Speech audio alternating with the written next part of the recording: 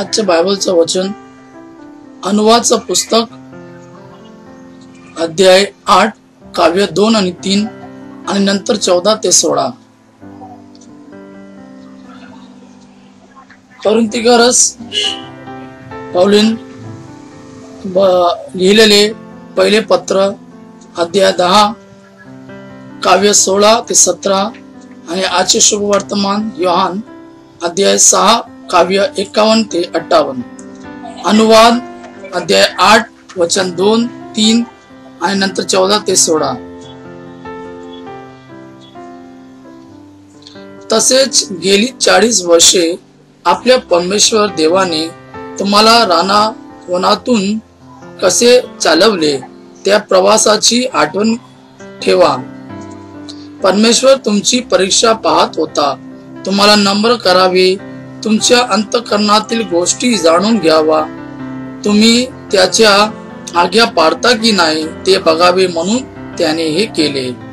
परमेश्वर तुम्हाला लीन केले, तुमची उपास समार होऊ दिली नाही आणि मग तुम्ही अन्न तुमचे पूर्वज यांना माहित नसलेल्या मान्ना तुम्हाला खाऊ घातला.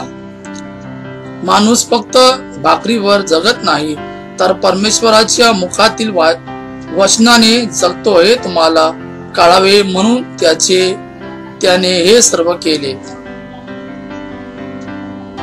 या भरभराटीने उन्मत्त होऊ नका. आपला देव परमेश्वराला विसरू नका. मिस्र मध्ये तुम्ही गुलाम होता, परंतु मिस्र मधून परमेश्वराने तुमची सुटका केली व बाहेर आणले. विषारी नाग आणि विंचू असलेल्या निर्जल रखरखीत अशा भयंकर रानातून त्याने तुम्हाला आणले. त्याने तुमच्यासाठी खडकातून पाणी काढले. तुमच्या पूर्वजांनी कधीही ना पाहिलेले मान्ना तुम्हाला खायला घालून पोषण केले. परमेश्वराने तुमची परीक्षा पाहिली. शेवटी तुमचे भले व्हावे म्हणून परमेश्वराने तुम्हाला नम्र केले.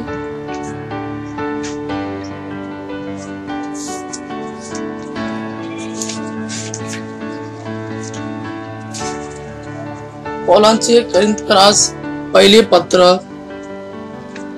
अध्याय 10 काव्य 16 ते 17. जो आशीर्वादाच्या प्याला आपण आशीर्वादित करतो तो ख्रिस्ताच्या रक्ताच्या सहभागितेचा प्याला आहे की नाही. जी भाकर आपण मोडतो ती ख्रिस्ताच्या शरीराची सहभागितेची भाकर आहे की नाही.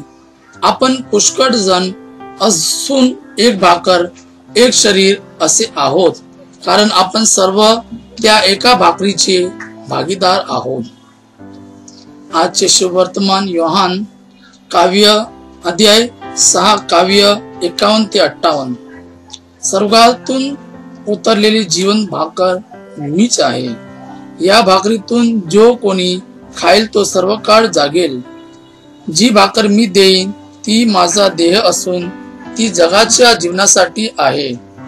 तेव्हा यहुदी आपसामध्ये वितंडवाद करू लागले व म्हणाले, हा आपला देह आम्हाला खायला कसा देऊ शकतो.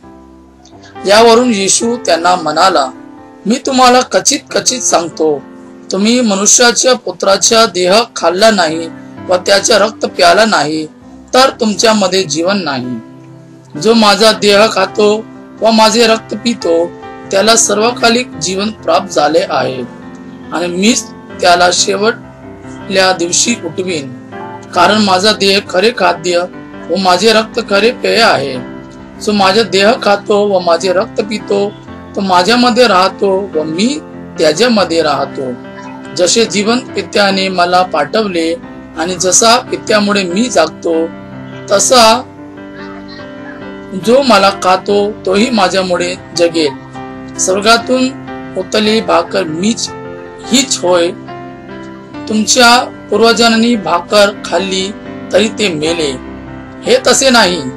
ही भाकर जो खातो तो सर्व काळ जगेल. प्रभूचा शब्द आहे. प्रभूला धन्यवाद.